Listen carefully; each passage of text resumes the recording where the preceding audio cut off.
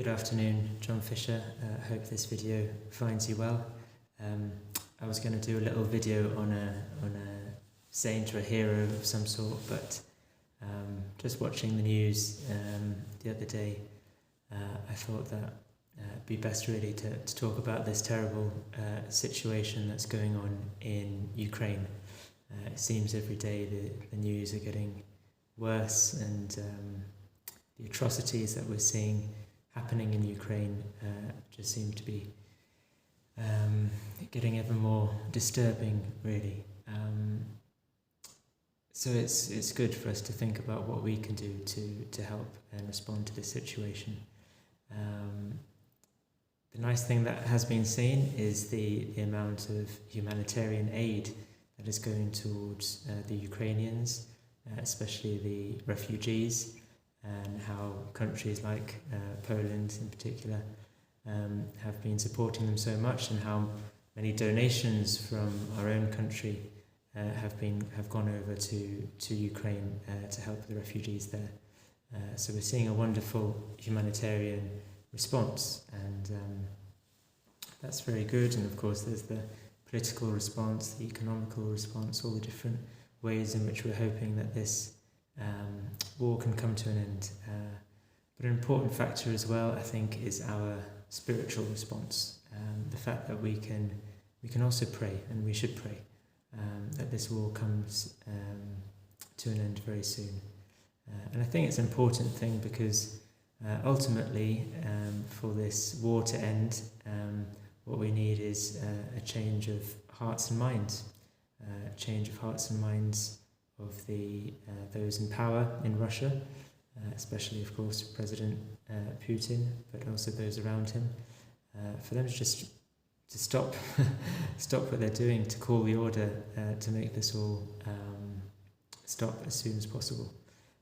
So in order for that to happen, prayer can really help to change hearts and minds. And also it's a good time as well to reflect on ourselves and on what we can do to promote peace.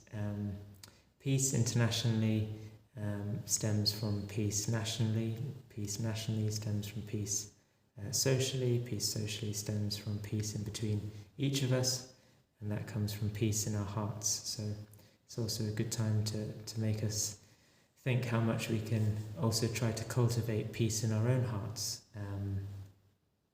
We might think that our having arguments with the people around us has nothing to do with war, but what war is really is these sort of arguments and conflicts in our own lives that sort of just get upscaled and taken onto an international level. So for us to have peace in the world, it starts with us being at peace ourselves, at peace with ourselves, at peace with God, at peace with others.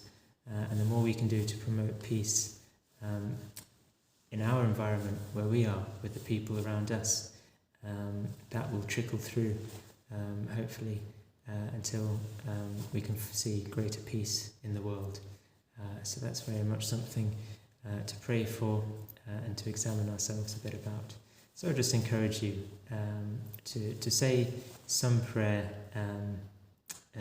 this evening, perhaps before you go to bed, some point today. If every person in the school, pupil, staff, teacher, were to say a little prayer today for peace, that would be 1,000 prayers plus going up. So that would be very, very powerful. So I just encourage you, if you're Christian, Hindu, Buddhist, Muslim, whatever, to pray in your way, the way that you know how to pray, a prayer from the heart for peace in the Ukraine as soon as possible. Also pray for peace and well-being for you and for our school environment, that hopefully things don't escalate much further and we can all enjoy the peace that we do have. And it's also good to give thanks to God that we are able to go to school, we're able to go out to the supermarket, we're able to go out to the streets without fears of bombs or anything like that. So I'm very, very thankful as well for the little things in life that help us to get through the day-to-day. Wish you a very peaceful weekend. Keep those prayers coming, and hopefully things will be better this time next week. All the best and God bless.